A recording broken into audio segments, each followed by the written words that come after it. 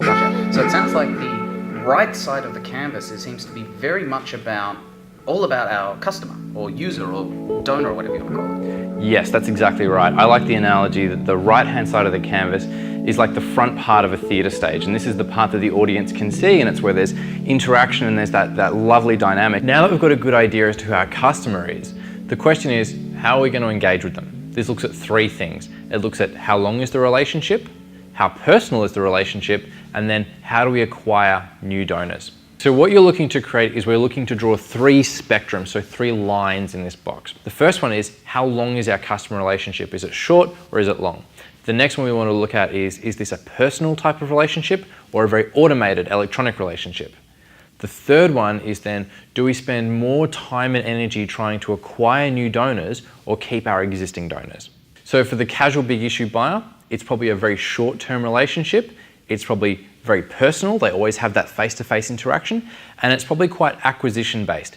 Every week we need to reacquire them as a customer. We need to re-prompt that engagement.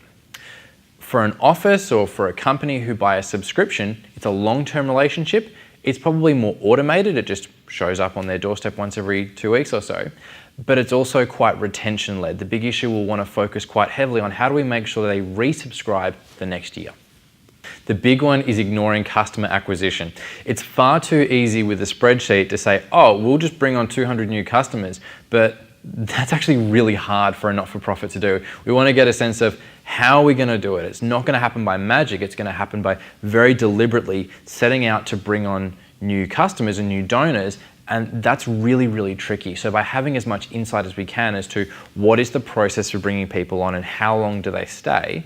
And the reason for that is that that's going to drive a lot of the decision making at the back end. So if it's going to be, you know what, to get a major donor or a major philanthropist on board, it takes a long time to acquire them, but they're with us for life, great. That changes how our sales team are going to approach it in the key activities section.